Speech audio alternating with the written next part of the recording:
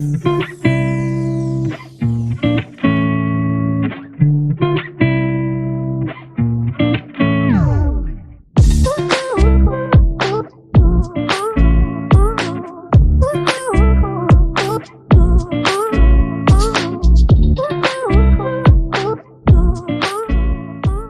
Welcome to mathematics world doctor Sonil Gupta online maths class. Dear friends, आपने previous lecture देखा था किस प्रकार से मैंने आपको अभी तक मल्टीपल चॉइस क्वेश्चन में बेस्ड अभी तक आपको दो सेट सॉल्व करा चुके हैं, यानी कि यूनिट नंबर 5 मैंने आपको सॉल्व करा दिया, जिसमें हमने बात करी थी vector calculus and their application. इसी सीरीज को कंटिन्यू करते हुए आज हम बात करेंगे complex variable function and their application के बारे में, जो कि हमारा सेट ए के बाद हम यहाँ पर इसके बाद हम बात करेंगे लाइन कॉम्प्लेक्स लाइन इंटीग्रल के बारे में, कॉची थ्योरम के बारे में, कॉची रेसिड्यू थ्योरम के बारे में, एक्सेट्रा। तो आज का जो टॉपिक जो है, this is complex variable function and their application. तो डियर फ्रेंड्स, अगर आपने मेरी वेबसाइट पर विजिट नहीं की है तो वेबसाइट को विजिट कर लें www.sonendgupta.blogspot.com and www.sonendgupta.com। In website पर विजिट करने से आपको बेनिफिट ये मिलेगा कि आपको प्रीवियस सेमेस्टर के पेपर्स के फुल लेंथ सॉल्यूशन मिलेंगे, साथ में आपको ई नोट्स भी मिलेंगे। और अगर आप मेरी वेबसाइट पर भी अगर आपने पहली बार अगर आपने ज्वाइन किया हुआ है तो चैनल को सब्सक्राइब, बेल आइकन को प्रेस करिए, जिससे कि आपको फर्दर नोटिफिकेशन मिलता रहता है। आइए स्टार्ट करते हैं कॉम्प्लेक्स वेरिएबल फंक्शन को स्टार्ट करने से पहले, हमके मल्टीपल चॉइस क्वेश्चन सॉल्व करने से पहले हम सबसे पहले हम ये समझेंगे कि इसमें किन किन टॉपिक्स की रिक्वायरमेंट पड़ेगी। तो यहां पर हम बेसिकली आपको बताने आ रहे हैं कि what is the analytic function, harmonic and conjugate function, और कैसे हम ये एनालिटिक फंक्शन को इवेल्युएट करते हैं।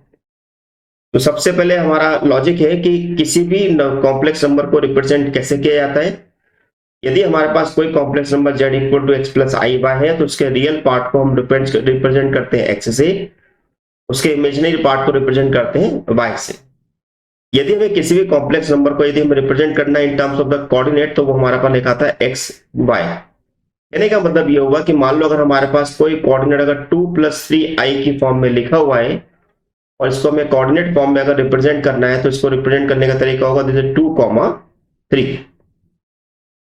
Second, the complex conjugate of z is denoted by the z बार। किसी भी कॉम्प्लेक्स नंबर z को अगर हमें इसका कॉन्जुगेट निकालना है तो उसको हमें z बार से रिप्रेजेंट करते हैं, जैसे कि z bar equal to x minus i y. कहने का मतलब ये है कि अगर हम 2 + 3i अगर हम लेते हैं और इसका अगर हमें कॉन्जुगेट निकालना है तो 2 - 3i वो रिप्रेजेंट किया जाएगा। थर्ड पॉइंट हमारा है कि अगर हमें किसी भी कॉम्प्लेक्स नंबर z का अगर हमें मॉडुलस निकालना है तो उसको रिप्रेजेंट करते हैं मॉडुलस ऑफ z, जिसकी वैल्यू होती है x² + y²। कहने का मतलब ये होगा कि अगर मान लो अगर हमें 2 + 3i का अगर हमें मॉडुलस निकालना है तो इसका मतलब क्या होगा 2 का स्क्वायर प्लस 3 का स्क्वायर, विच इज √9 + 4 यानी कि 13। Z square, mod of Z square जो होता है वो जेड इंटू जेड कॉन्जुगेट कहलाता है। क्यों ऐसा होता है? क्योंकि सिंपल सा लॉजिक ये है कि हमने लिखा हुआ this is mod Z square. तो मॉड जेड स्क्वायर का मतलब क्या हुआ, this is x² + y²। x² + y² को क्या मैं ऐसा लिख सकता हूं, दिस इज x + iy और x - iy। तो ऑब्वियसली x + iy जो है वो z को रिप्रेजेंट करता है और x - iy जो है z कॉन्जुगेट को रिप्रेजेंट करता है, इसलिए हम मॉड z के स्क्वायर को z इंटू जेड कॉन्जुगेट की फॉर्म में लिख सकते हैं। नेक्स्ट हमारी है प्रॉपर्टीज ऑफ कॉम्प्लेक्स नंबर। अगर हमारे पास कहीं भी दो कॉम्प्लेक्स नंबर का प्रोडक्ट अगर में दिया हुआ है तो उसके मॉडुलस को हम अलग अलग करके लिख सकते हैं। यदि हमारे पास वो नंबर अगर डिवाइड में लिखे हुए हैं तो उसके मॉडुलस को हम डिवाइड में लिख सकते हैं। यदि z1 + z2 का अगर हमें मॉडुलस निकालना है तो less than equal to mod z1 + mod z2 के बराबर होता है। This called the triangle law. Fourth, mod z1 + z2 जो होता है greater than equal to mod z1 minus mod z2 होता है।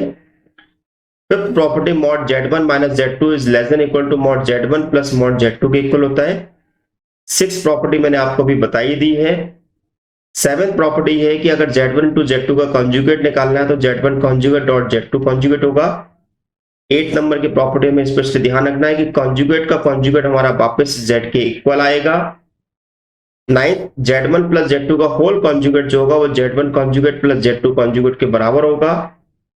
10th Z1 माइनस Z2 का होल कॉन्जुगेट जो होगा वो Z1 conjugate minus Z2 conjugate के इक्वल होगा। ओके। 11th हमारा है कि अगर Z1 प्लस Z कॉन्जुगेट निकालना तो 2 रियल ऑफ Z कहलाता है। सिंपल सा लॉजिक ये है, मान लो अगर हमने Z प्लस Z कॉन्जुगेट को अगर हम ऐड करना चाहते हो, Z का मतलब क्या होता है, this is X plus i y. Z conjugate का मतलब हमारे पास होता है X माइनस आई वाई। दोनों अगर हम ऐड करते हैं तो X आई वाई हमारा कैंसिल हो जाएगा, दिस इज द 2X। और जैसे कि मैंने अभी आपको बताया कि X जो होता है वो रियल ऑफ Z कहलाता है, यानी कि 2 रियल ऑफ Z कहलाएगा, इसलिए इस प्रॉपर्टी को इस प्रकार से लिखा गया है। इसी प्रकार अगर हम Z माइनस Z कॉन्जुगेट अगर हम लेते हैं तो हमारे पास जो आएगा वो 2IY की वैल्यू आएगी, इसलिए इसको लिखा जाता है 2I imaginary of Z। Okay. Next one of the most important topic, polar coordinate और एक्सपोनेंशियल फॉर्म। देखिए किसी भी कॉम्प्लेक्स नंबर को यदि हमें पोलर फॉर्म या एक्सपोनेंशियल फॉर्म में अगर लिखना हो तो ये आपने 11th क्लास में पढ़ा हुआ है कि किस प्रकार से किसी भी कॉम्प्लेक्स नंबर को हम पोलर फॉर्म में कैसे लिखते हैं। मान लो कि अगर आपके पास कोई भी एक कॉम्प्लेक्स नंबर है x प्लस आई वाई है, तो उसमें हम x की जगह r cos थीटा और y की जगह r sin थीटा सब्स्टिट्यूट कर देते हैं, तो आपके पास z जो होता है वो r cos theta plus i sin theta के बराबर होता है। और इसमें जो cos theta plus i sin theta की जो वैल्यू होती है वो हमारी कहलाती है e to the power i theta, जहां पर थीटा के इक्वल टू जो होता है वो tan inverse y upon x होता है, जिसको हम आर्गुमेंट ऑफ z के नाम से जानते हैं। बट ओबियस यहाँ पर जो r की जो वैल्यू है वो z equal to mod z के बराबर होता है, जिसकी वैल्यू होती है under root x square plus y square, जिसको हम रिप्रेजेंट करते हैं स्मॉल r से। तो कहने का मतलब ये होगा कि z अगर हमारे पास कोई भी एक कॉम्प्लेक्स नंबर है तो उसकी पोलर फॉर्म जो उसकी एक्सपोनेंशियल फॉर्म जो होगी वो z equal to r e to the power i theta की फॉर्म में लिखी जाएगी। और यदि मैं इसका मॉड z ले लेता हूं तो मेरे पास आएगा this is r into e to the power i theta, और mod e to the power i theta की जो वैल्यू होती है वो 1 के बराबर होती है। क्यों? क्योंकि हम जानते हैं कि e to the power i theta जो होता है cos theta plus i sin theta के बराबर होता है। जैसे ही मैंने इसका अगर मॉड लिया तो इसका मतलब ये हुआ कि मेरे पास ये वैल्यू होगी this is the cos square theta plus sin square theta. तो cos square theta plus sin square theta की वैल्यू कितनी होती है? 1 होती है, तो अंडर रूट 1 यानी कि आपको ये मिलेगा 1। इसलिए हमने यहां पर mod e to the power i theta की वैल्यू 1 ली है, यानी कि मॉड z इक्वल टू जो होगा r। तो कहने का मतलब ये हुआ कि अगर mod z equal to r लिखा हुआ है तो z equal to r to the power i theta होगा, और यदि z equal to r to the power i theta लिखा है तो उसकी जगह हम यहां पर mod z equal to r ले सकते हैं। ध्यान रखिएगा, this is most important logic. Properties of argument. Properties of argument में है कि अगर मैं आर्गुमेंट का मतलब क्या होता है, दैट मींस एंगल। यदि हमारे पास किसी कॉम्प्लेक्स नंबर को अगर z से रिप्रेजेंट कर रहे हैं तो उसका आर्गुमेंट जो होगा वो उसका थीटा कहलाएगा, यानी उसका एंगल कहलाता है। तो argument of z1 into z2 जो होता है वो argument z1 plus argument of z2 के बराबर होता है। Similarly argument z1 upon z2 जो होता है वो argument z1 minus argument of z2 के इक्वल होता है। फोर्थ पॉइंट हमारा है differentiability of f of z. बार बार यहां पर एक शब्द हम यहां पर यूज करेंगे कॉम्प्लेक्स नंबर के एनालिटिक फंक्शन के अंदर कि डिफरेंशिएबिलिटी डिफरेंशिएबिलिटी डिफरेंस। तो इसका मीनिंग समझ में आना जरूरी है कि what is the meaning of the differentiability of the function at the point. तो जब भी हमें किसी भी फंक्शन की अगर डिफरेंशिएबिलिटी निकालना होता है तो हम यहाँ पर डिफरेंशिएबिलिटी जो होती है वो पर्टिकुलर पॉइंट पर हम यहाँ पर चेक करेंगे, तो यहाँ पर ये चीज हमें आना जरूरी है। तो differentiability of f of z at z equal to z zero. अगर किसी भी फंक्शन एफ ऑफ जेड की डिफरेंशिएबिलिटी अगर हमें जेड जीरो पे अगर चेक करनी है तो उसके डेरिवेटिव को हम रिप्रेजेंट करते हैं एफ डैश जेड जीरो से, जहां पर एफ डैश जेड जीरो की वैल्यू जो होती है limit z tends to z zero f of z upon f of z minus f of z zero upon z minus z zero equal to limit del z tends to zero f of z zero plus del z minus f of z zero upon del z के equal होती है। ये formula हमारे पास same वैसे ही होता है जो कि आपने फर्स्ट प्रिंसिपल फॉर्मूला पढ़ा हुआ है डेरिवेटिव का। जैसे कि आप जानते हैं कि अगर हमारे पास कोई फंक्शन अगर y इक्वल टू अगर एफ ऑफ एक्स है ना, तो उसका जो फर्स्ट डेरिवेटिव जो हमारा होता है वो हमारा लिखा था this is d y by d x limit del x tend to zero f of x plus del x minus f of x divided by del x, है ना। इस फॉर्मूले का हम यूज करते हैं।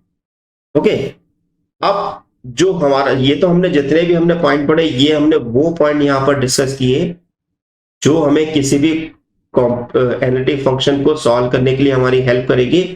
अब हम यहां पर अपना टॉपिक स्टार्ट कर रहे हैं एनालिटिक फंक्शन। अब हमें से एक बात का ध्यान रखना कि एनालिटिक फंक्शन के चार नाम है हमारे।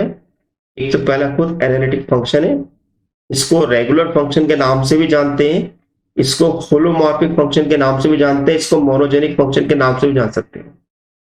हो सकता है कोई आपसे ऑब्जेक्टिव पूछ ले जाए कि बताओ कि the analytic function is also known as, आपको ऑप्शन दे दिए जाए और आपसे पूछा है कि बताओ इसमें कौन सा करेक्ट है। तो आपको यहां पर इस बात का ध्यान रखना है कि इन चारों नाम को आपको अच्छी तरह याद करके रखना है। तो पहली डेफिनेशन हमारी है कि if the derivative of f of z is exist at all point of a region r then f of z is said to be analytic. कहने का मतलब ये हुआ कि अगर हमारे पास कोई फंक्शन एफ ऑफ जेड जिसका डेरिवेटिव एग्जिस्ट करता है रीजन आर के हर पॉइंट पर, तो हमारा फंक्शन जो है वो एनालिटिक होगा। इसी को हम दूसरी भाषा में कहते हैं a function f of z is said to be analytic at z equal to a if f is differentiable not only z equal to a but every point of some nvd of a। कहने का मतलब ये हुआ कि मान लो अगर मेरे पास कोई एक रीजन, मेरे पास ये r है, रीजन r है, ये मेरे पास पॉइंट a मैंने यहां पर कंसिडर किया हुआ है ना। इस पॉइंट पर मुझे इसकी एनालिटिसिटी निकालनी है, तो हम क्या करेंगे कि इस पॉइंट पर इसका डिफरेंशियल निकालेंगे। क्या निकालेंगे? इसकी डिफरेंशियबिलिटी हम चेक करेंगे और देखेंगे कि इसके आसपास जो दूसरे पॉइंट हमारे पास हैं रीजन के अंदर, या उस पॉइंट पर भी हमारा फंक्शन जो है वो डिफरेंशियबल है या नहीं। अगर उन सभी पॉइंट पर हमारा फंक्शन अगर डिफरेंशियबल होगा तो हम बोलेंगे कि हमारा फंक्शन जो है वो एनालिटिक है। तो हमें से एक बात का ध्यान रखना कि अगर कोई फंक्शन अगर एनालिटिक है तो श्योरली वो डिफरेंशियबल होगा, लेकिन सब कन्वर्स टू नहीं। अगर किसी क्वेश्चन में अगर आपसे ऐसा बोला जाता है कि भाई discuss the analyticity of the function, तो इसका मतलब ये है कि वहां पर उसकी हम डिफरेंशियबिलिटी चेक करेंगे और साथ में कॉची रीमान इक्वेशन को हम चेक करेंगे। अगर दोनों कंडीशन फुलफिल होती हैं तभी हम बोलेंगे कि हमारा फंक्शन एनालिटिक है। लेकिन अगर किसी क्वेश्चन बोला जाता है कि find the analyticity of the function, तो वहां पर हमें उसकी सीआर इक्वेशन चेक कर लेनी है, इट इज सफिशिएंट। अब यहां पर हमारा एग्जांपल है कि f ऑफ z जो है 1/z माइनस a है, then it is differentiable enter the entire the z plane except z equal to a। क्यों?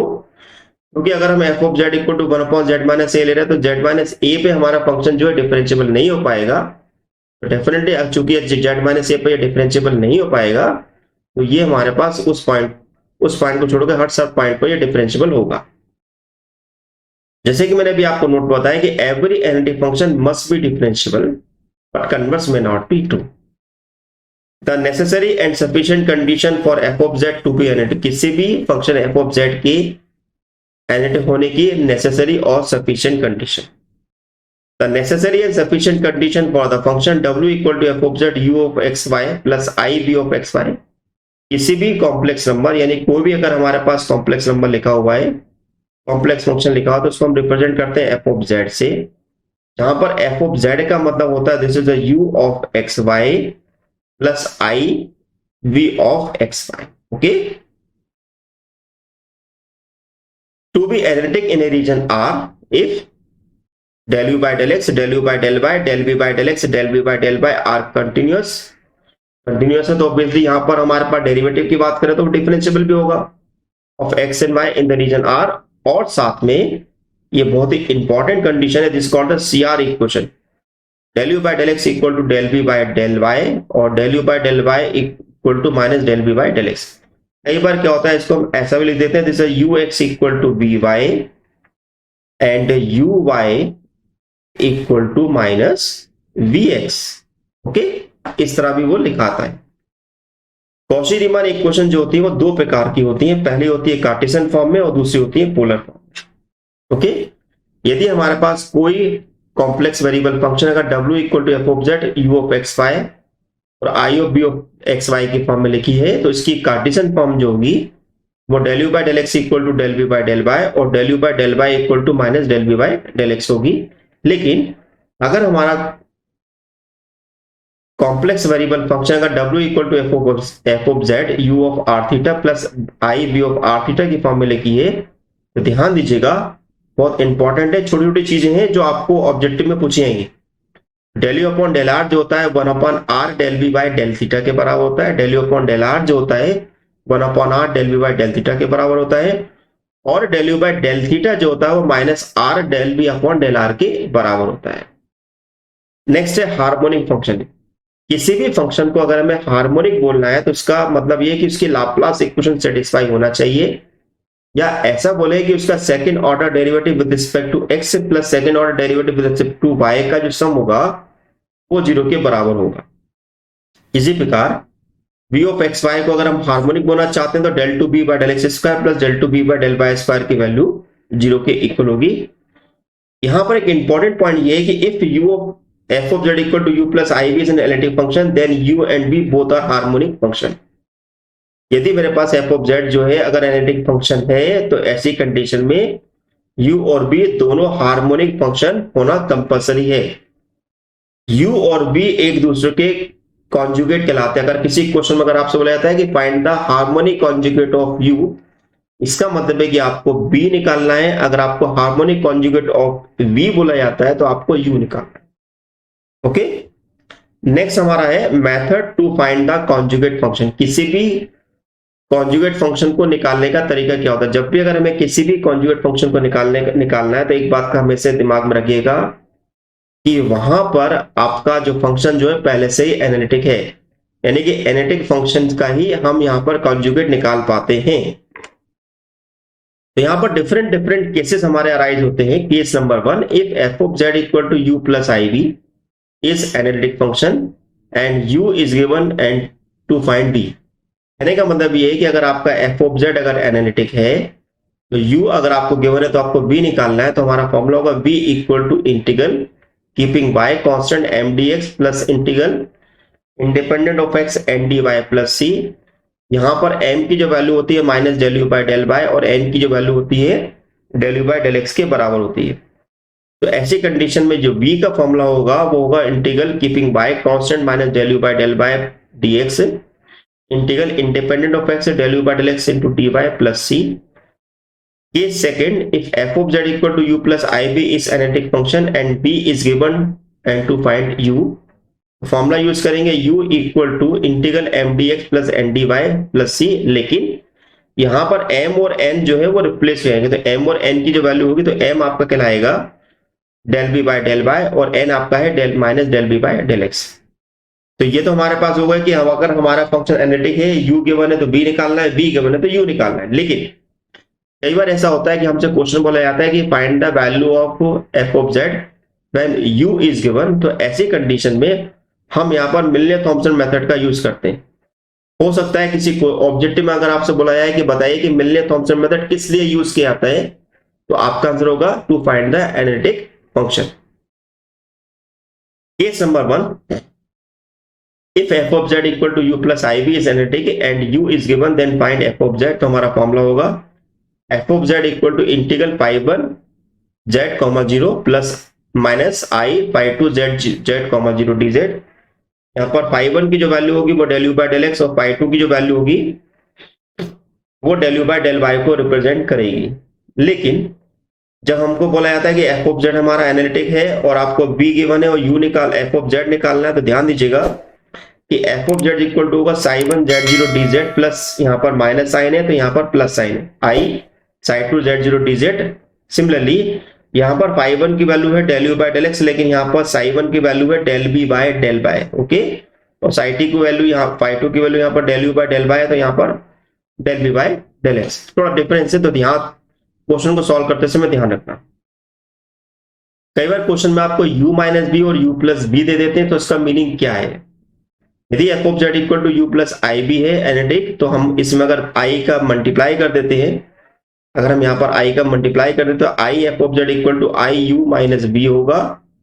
अब हम दोनों को ऐड करें तो i plus 1 f of z equal to u minus b plus i u plus b होगा। तो अगर हम यहाँ पर इस i plus 1 f of z को अगर हम कैपिटल Z से रिप्रेजेंट करें, u माइनस बी को हम कैपिटल U से रिप्रेजेंट करें और u प्लस बी को अगर हम कैपिटल B से रिप्रेजेंट करें, आप समझ गए होंगे कि u माइनस बी का मतलब है कैपिटल U और u प्लस बी का मतलब है capital B।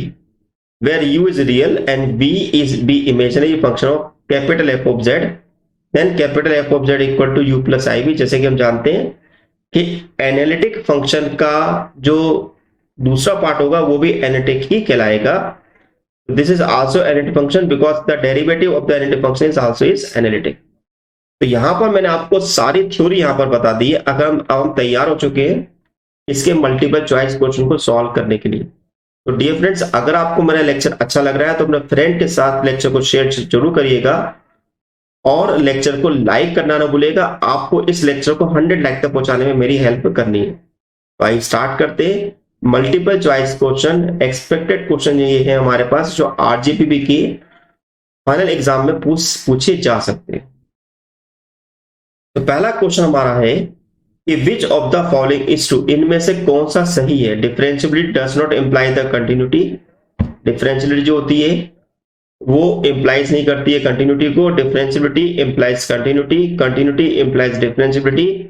There is no relation between the continuity and differentiable. देखिए, मैंने आपको बताया था कि जब भी अगर हम डिफरेंशियबिलिटी की बात करेंगे तो हमारा फंक्शन डेफिनेटली कंटिन्यूटी को बिलोंग करेगा। इसका मतलब ये होगा कि इस क्वेश्चन का जो ऑप्शन जो है वो बी सही माना जाएगा।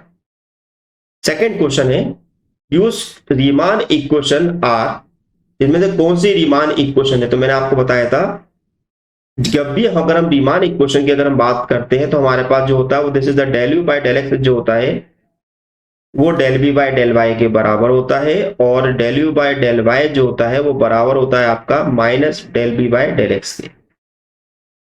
अब del u by del x का मतलब होता है यू एक्स, तो equal to del B by del y, यानी कि हमारे पास ये वाला ऑप्शन सही आ रहा है। Then del u by del y equal to minus del v, इनका मतलब ये होगा कि option a is correct. Third question है if f of z equal to u of r theta plus i B of r theta, यानी कि हमारा complex function जो है पोलर फॉर्म में दिया हुआ है इस analytic function, then the value of del u by del theta. तो del u by del theta की वैल्यू इनमें से कौन सी होगी। तो अभी मैंने आपको पोलर फॉर्म में बताया था कि यदि हमारे पास del u by del theta की वैल्यू की अगर हम बात करते हैं जो हमारे पास del u by del theta जो होता है वो minus r del B by del r के बराबर होता है, जबकि del u by del r जो होता है वो 1/r del B by del theta के बराबर होता है। इसका मतलब ये हुआ कि क्वेश्चन नंबर थर्ड में del u by del theta जो होता है वो minus r del B by del r के बराबर होगा, यानी कि option d is correct. Question 4 में हमसे बोला गया है कि del u by del r कितने के बराबर होता है। तो जैसे कि मैंने आपको बताया था कि यदि आपको वो रिलेशन याद है इसका ऑप्शन आप बड़ी आसानी से सी लगा देंगे। नेक्स्ट है कि a function f of z is analytic function if real part of f of z is analytic, imaginary part of f of z is analytic. Yes, अगर हमारा कोई फंक्शन अगर एनालिटिक है तो इसका मतलब है कि उसका रियल पार्ट भी एनालिटिक होगा, इमेजिनरी पार्ट भी एनालिटिक होगा। इसका मतलब यह कि इसका करेक्ट आंसर जो है वो सी कहलाएगा, है ना। If u and b are harmonic function then f of z equal to u plus ib is। अब जैसे कि मैंने आपको बताया था कि यदि हमारा कोई फंक्शन अगर एनालिटिक होता है तो वो हार्मोनिक होगा, लेकिन अगर वो हार्मोनिक हो तो क्या वो जरूरी है क्या वो हमारा फंक्शन जो एनालिटिक होगा। हाँ, हो सकता है, ठीक है। तो need not be analytic function, तो need not be analytic function लिखा हुआ है, जरूरी नहीं है। तो analytic function only at z equal to 0, तो हम इसका ऑप्शन ए लगा देते हैं, हाँ वो एनालिटिक फंक्शन होगा। क्वेश्चन नंबर 7 हमारा है कि for what value of a the function e to the power ax cos y is harmonic. अब देखिए, अब इस क्वेश्चन में आपसे बोला गया है कि ए की किस वैल्यू के लिए हमारा फंक्शन हार्मोनिक है। मान लेते हैं कि हमारा ये वैल्यू जो है वो यू है। अब हम क्या करते हैं कि इसका del u by del two, पहले हम del u by del x निकाल लेते हैं। तो del u by del x कितना मिलेगा हमें इसका, this is a e to the power ax cos y, है ना। इसी का अगर हम del two u by del x square निकालेंगे तो कितना मिलेगा हमें, दिस इज a स्क्वायर मिल जाएगा। Then del u by del y निकालें तो del u by del y आपके पास कितना होगा, this is a minus e to the power ax sine y, और इसी अगर हम del two u by del y square निकालेंगे तो कितना मिलेगा हमें, this is minus e to the power ax cos y, है ना। अब देखिए हमारी कंडीशन क्या होती है, हमारी कंडीशन यहां पर ये होती है कि हमारा होता है this is del two u by del x square plus del two u by del y square equal to 0, है ना। तो आपके पास क्या मिलेगा, this is e to the power a x plus cos y हमारे पास कॉमन निकल जाएगा, अंदर आपके पास आएगा this is a square minus one, a square minus one equal to zero. Okay, अगर a square minus one equal to zero आता है तो हम इस टर्म को तो जीरो ले नहीं सकते, तो हमने ए स्क्वायर माइनस वन को लिया जीरो के इक्वल। तो ए स्क्वायर माइनस वन को अगर हम जीरो के इक्वल लेंगे तो हमारे पास आएगा this is a square equal to one, यानी कि a equal to minus one and plus one. अब देखिए क्वेश्चन में हमारे पास कहीं पे प्लस वन तो दिया हुआ नहीं है, तो हमारा सही ऑप्शन जो होगा वो सी होगा। एक बार और चेक कर लेते हैं कि del u by del y अगर हम निकालते हैं तो minus e to the power a x sine y कहलाएगा, अगर इसी को करेंगे तो minus e to the power a x cos y कहलाएगा, दोनों को रखेंगे तो हमारा a square minus one common निकल जाएगा, तो करेक्ट आंसर जो होगा वो सी कहलाएगा हमारा। ओके, सेवेंथ का करेक्ट आंसर जो है वो सी है।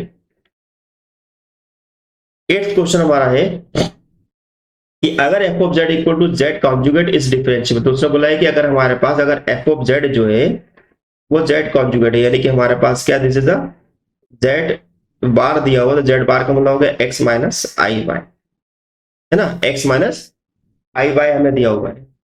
तो अब हम क्या करते हैं, यहां पर इसका निकालते हैं, this is a del u by del x निकालते हैं, तो del u by del x मिलेगा one, del u by del y निकालते हैं तो आपको मिलेगा this is a minus, del u by del y निकालते हैं तो आपको यहाँ u की जो वैल्यू है वो x है और v की जो वैल्यू है वो y है, तो ये वैल्यू हो गई जीरो।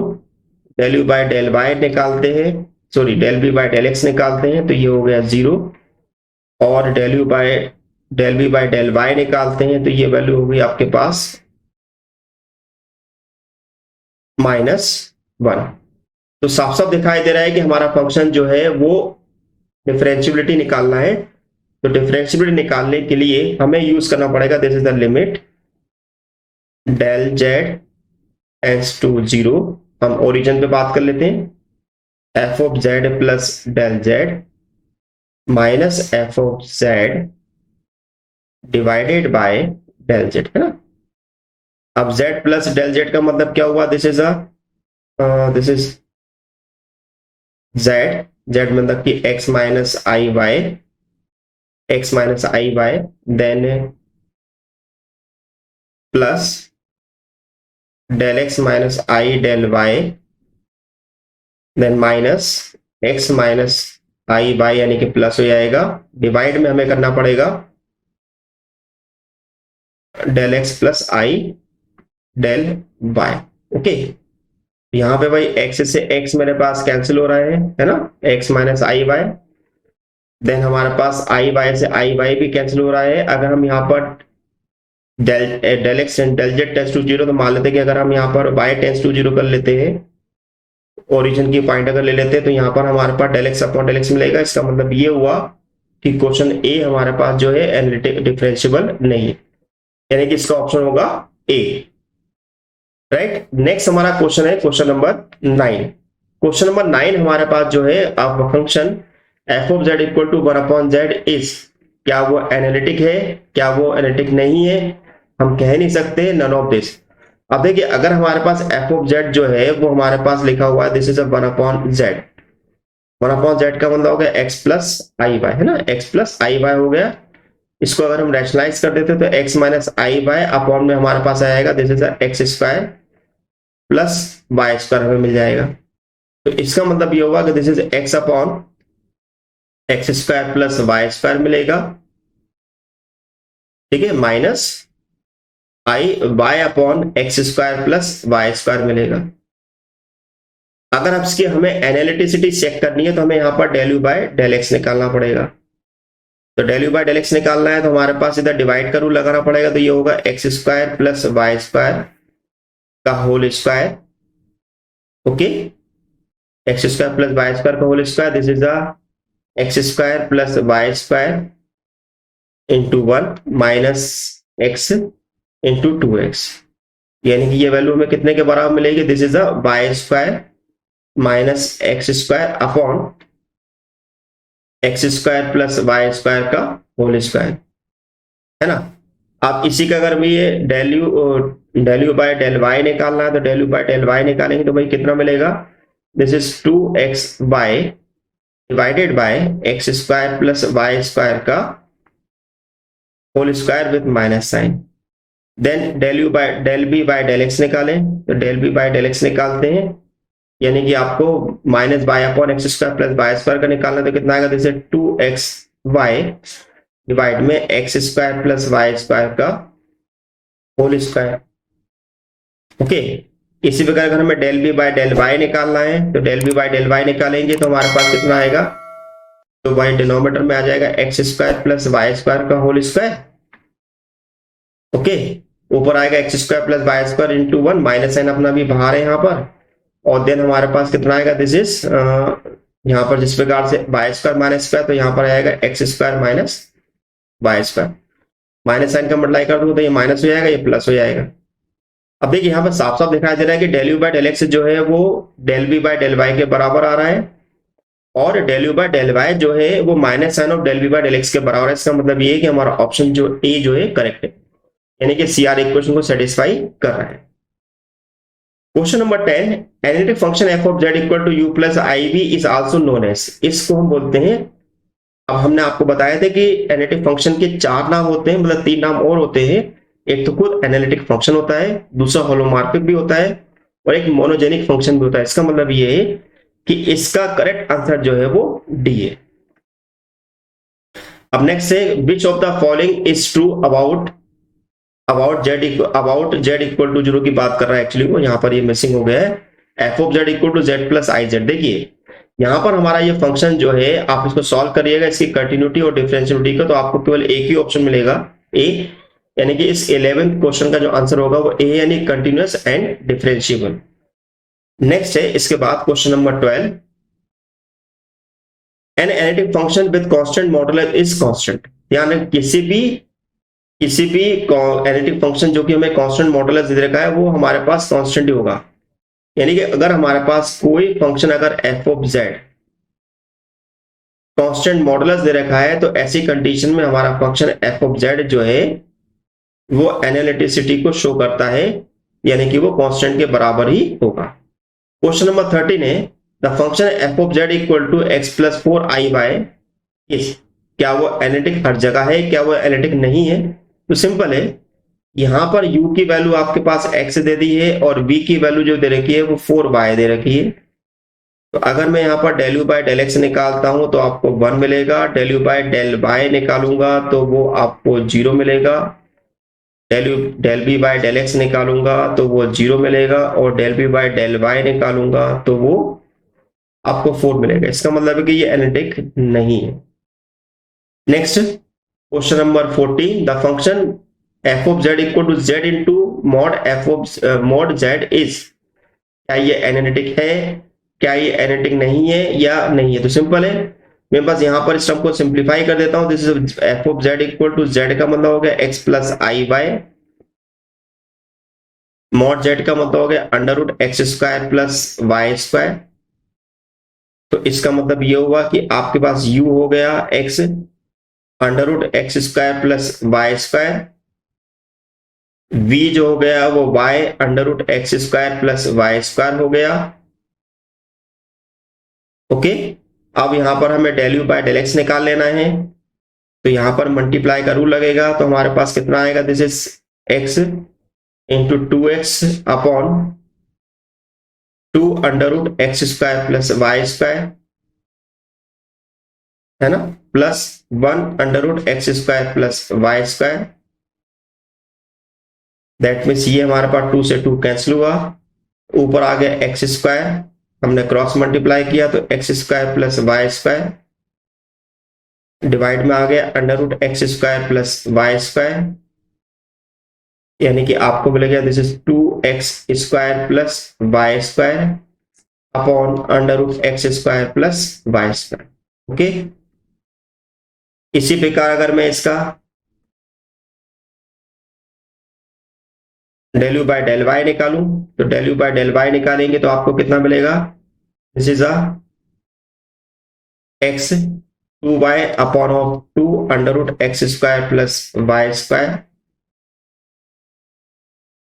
यानी कि 2 से 2 हमारा कैंसिल हुआ, तो आपको मिलेगा this is x y upon under root x square plus y square, है ना।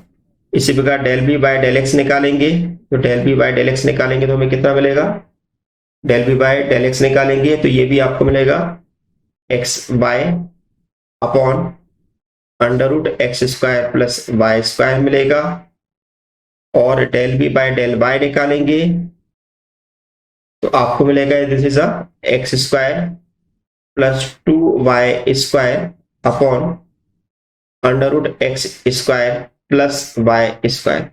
इसका मतलब ये हुआ कि हमारे पास ये एनालिटिक नहीं आ रहा है, क्योंकि del u by del x जो है वो del u by del y के बराबर नहीं है, तो इसका ऑप्शन होगा डी। Okay, question number 15, the function f of z equal to r square cos two theta plus i r square sine two theta is analytic, harmonic और both. तो देखिए यहां पर आपके पास u की जो वैल्यू है वो r square cos two theta दे रखी है, v की जो वैल्यू है वो आपको r square sine two theta दे रखी है। ओके, तो हम यहां पर क्या करते हैं, this is the del u by del r निकाल लेते हैं, तो कितना मिलेगा हमें 2r cos two theta, then del u by del theta निकाल लेते हैं, del u by del theta निकालेंगे तो आपको कितना मिलेगा, this is a minus 2r square sine two theta मिलेगा, then del B by del r निकाल लेते हैं तो आपको 2r साइन टू थीटा मिलेगा, और del B by del theta निकाल लेते हैं तो आपको 2r square cos two theta मिलेगा, है ना। तो देखिए यहां पर साफ साफ दिखाई दे रहा है कि मेरे पास del u by del r जो है वो बराबर है 1/r del B by del theta के, दिख रहा है आपको यहां पर, राइट। इसी प्रकार del u by del theta जो है, del u by del theta जो है वो minus r del B by del r के बराबर है। इसका मतलब है कि ये जो फंक्शन जो है वो कोशी रीमान इक्वेशन की पोलर फॉर्म को रिप्रेजेंट कर रहा है, और ये उसको सेटिस्फाई कर रहा है, यानी कि हमारा option a is correct. Question number 16, if f of z is analytic function of z, then the value of the del 2 upon del x square plus del 2 upon del y square mod f of z का whole square जो होता है, ये standard result है, तो इसका option जो है वो सी है, यानी कि 4 mod f डैश z का होल स्क्वायर, है ना। इसको आप आराम से सॉल्व कर सकते हैं। नेक्स्ट है question number 17, the function 1/2 log x square plus y square, अगर मान लेते हैं कि देखो इसकी एनालिटिसिटी तो हम चेक नहीं कर पाएंगे क्योंकि यहाँ पर रियल पार्ट ही दिया है, इमेजिनरी पार्ट नहीं दिया हुआ है, इसके हम हार्मोनिक चेक कर लेते हैं। तो ये हमारे पास u दिया है 1/2 log x square plus y square, है ना। तो यहां पर del u by del x कितना होगा, ऊपर हो जाएगा 2x, यानी कि x upon x square plus y square, then del 2u by del x square कितना होगा, तो ये मेरे पास बन जाएगा this is x square plus y square into 1, then minus 2x, यानी कि x square plus y square, x square plus y square minus 2x square divided by x square plus y square, है ना। इसी प्रकार मैं इसका अगर del u by del y निकालूं तो मुझे कितना मिलेगा, this is y upon x square plus y square का होल स्क्वायर, और इसका अगर मैं डिफरेंशियल निकालूं तो कितना आएगा, this is x square plus y square minus 2y square divided by x square plus y square. Obviously अगर मैं इन दोनों वैल्यू को अगर मैं ऐड करूंगा, यानी कि हम क्या करेंगे कि अगर हम del 2u by del x square निकालें plus del 2u by del y square निकालें तो इसकी वैल्यू जो है वो 0 के इक्वल मिल रही है, option B is correct. Question number 18, if f of z equal to u plus iv is an analytic function,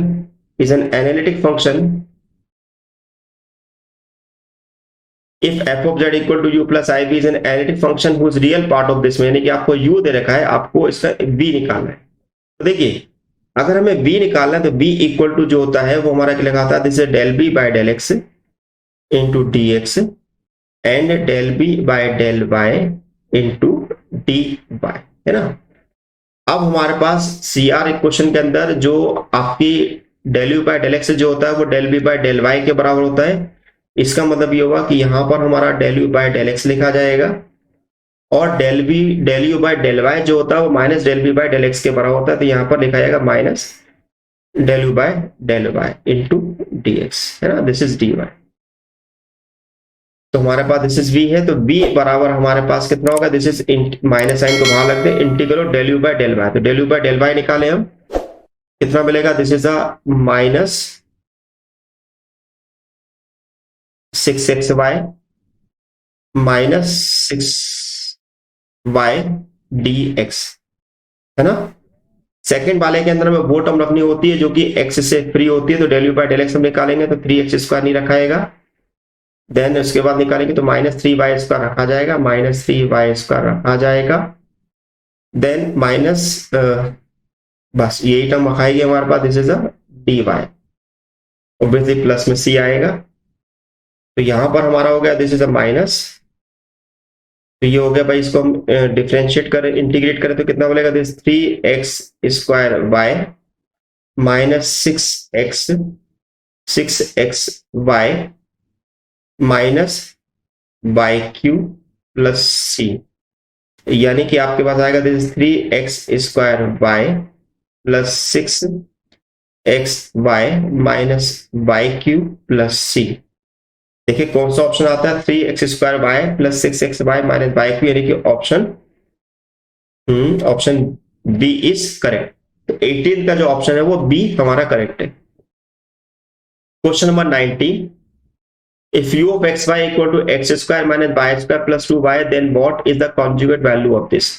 conjugate value का मतलब यहां पर है कि आपको u दे रखा है वो आपको b निकालना है, तो आप आसानी से इसको निकाल सकते हैं, जैसे कि अभी आपको प्रीवियसली मैंने क्वेश्चन बताया, 19 का जो ऑप्शन मिल रहा है वो आपको ए मिलेगा। ओके,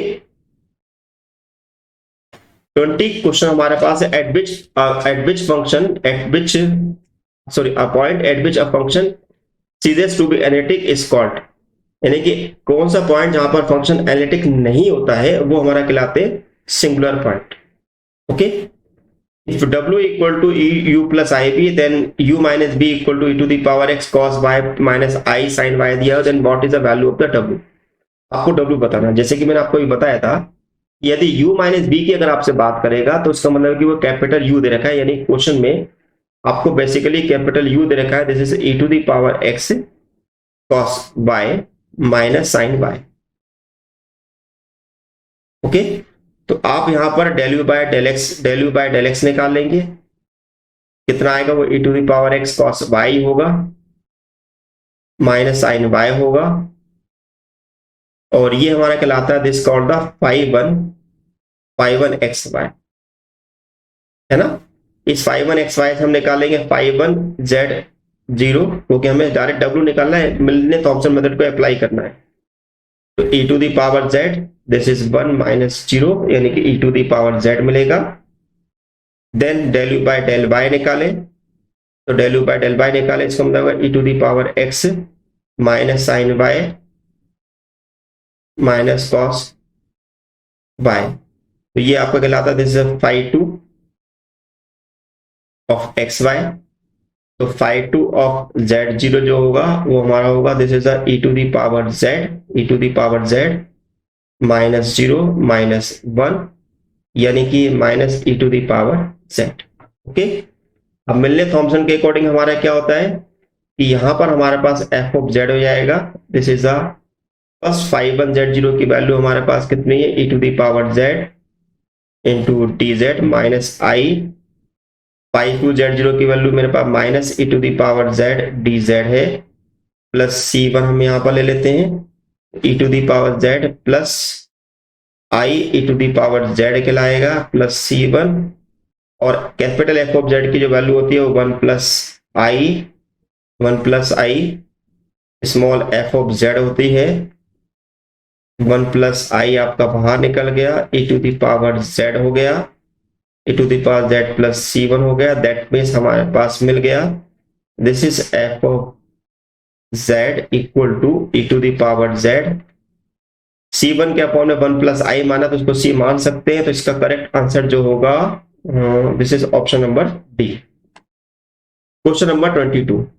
देखिए यहां पर हम जो आपको क्वेश्चन बता रहे हैं, क्वेश्चन सॉल्व करने का लॉजिक देखिएगा कि पहले मैं आपको उस क्वेश्चन से रिलेटेड आपको थ्योरी बता रहा हूं, थ्योरी के बाद उससे रिलेटेड मैं आपको क्वेश्चन सॉल्व करा रहा हूं, जिससे क्या है कि आपको उस टॉपिक से रिलेटेड आपको हर एक चीज आपको समझ में आ जाए कि वो सॉल्व कैसे की जा रही है। तो बस मैं आपसे बस यही चाहता हूं कि आपको अगर ये लेक्चर अच्छा लग रहा है तो अपने फ्रेंड के साथ शेयर जरूर करिएगा और इस लेक्चर को 100 लाख तक पहुंचाने में मेरी हेल्प करिएगा। Question number 22। Milne Thomson method is used to construct, जैसे कि मैंने आपको बताया था कि जब भी अगर मिलने थॉमसन मेथड के बारे में अगर आपसे बोला जाता है, ऑप्शन यहां पर दिया हुआ है analytic function, continuous function, differential function और नन ऑफ दिस। भाई मिलने थॉमसन मेथड किस लिए यूज किया था? Obviously to find the analytic function. हमारा करेक्ट आंसर क्या होगा यहां पर? करेक्ट आंसर क्या होगा? This is the option A. Now next harmonic निकालना है, तो harmonic conjugate of e to the power minus pi sine x.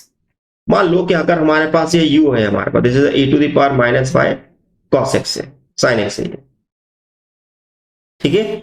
हमको ये नहीं बोला गया है कि भाई ये u दिया है कि v दिया है, हमें ऐसा कुछ नहीं दिया हुआ है, तो इसको हम u मान के सिंप्लीफाई कर देते हैं। तो भाई अगर हमने यहाँ पर del u by del x निकाला तो कितना मिलेगा हमें? This is cos x e to the power minus Y.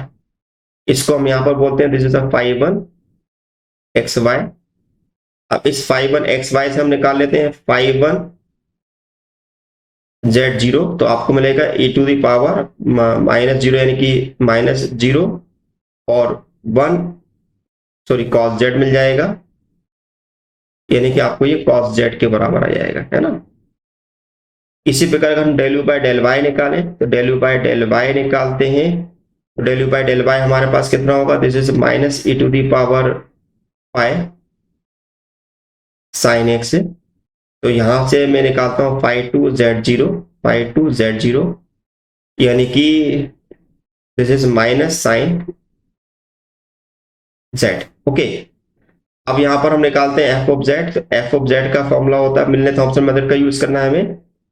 तो this is five one z zero यानी कि cos z, this is cos z d z minus i, then minus of sine z d z, है ना।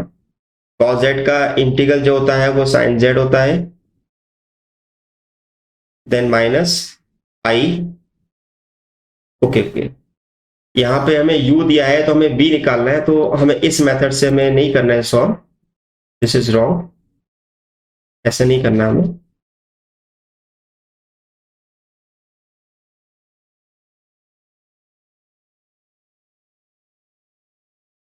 तो आपका यहाँ पर u दिया है यानी कि b निकालना है, यानी कि dv इक्वल टू आपके पास होगा this is del b by del x into d x और del b by del y into d y. That means del b by del x की वैल्यू जो होती है, del u by del x equal to होता है del u by del x और del b by del y, यानी कि हमारे पास होगा this is minus del u by del y into d x plus del u by del x into d y, है ना। अब यहां पर हमारे को b निकालना है तो हमें इंटीग्रेशन करना है minus del u by del y. Del u by del y कितना मिलेगा हमें? इससे माइनस देन प्लस हो जाएगा e to the power y sine x dx, then del u by del x निकालेंगे तो cos x मिलेगा, लेकिन सेकंड वाले इंटीग्रल में हम कांस्टेंट टर्म को छोड़ देते हैं तो c कहलाएगा। इसका इंटीग्रल करेंगे तो कितना आएगा? x तो e to the power y into cos x, e to the power minus y into cos x. तो e to the power minus y plus cos x plus c, यानी कि हमारा जो ऑप्शन जो ए है वो आपका करेक्ट है। Question number 24। Use Cauchy Riemann equation two find the conjugate function of u, यानी कि सेम इसमें भी आपको v निकालना है, तो v निकालना तो सेम इसी लॉजिक को हम यहाँ पर यूज करेंगे। तो आपका वही dv इक्वल टू हमारे पास हो गया minus del u by del y into d x and del u by del x into d y, है ना। तो v equal to minus sine को बाहर लेकर लेते हैं, del u by del y. भाई del u by del y अगर हम यहां से निकालेंगे तो कितना मिलेगा? This is the 3x square minus 3y square dx। Okay, minus i, del B by del u by del x निकालेंगे तो del u by del x निकालेंगे तो हमारे पास आएगा दिस इज द 3x² छोड़ना पड़ेगा और ये टर्म भी हमें छोड़नी पड़ेगी तो दोनों टर्म हमारी खत्म हो जाएगी dy प्लस सी। ओके, यहां पर हमने इसको इंटीग्रेट 3x² को हो जाएगा x3, इसका हो जाएगा मेरे पास 3y² इंटू एक्स प्लस सी, यानी कि आपको मिलेगा 3xy² माइनस x³ प्लस सी। तो देखिए भाई कौन सा ऑप्शन सही है, तो minus x³ plus 3 minus x³ 3x का, तो option C is correct. Okay,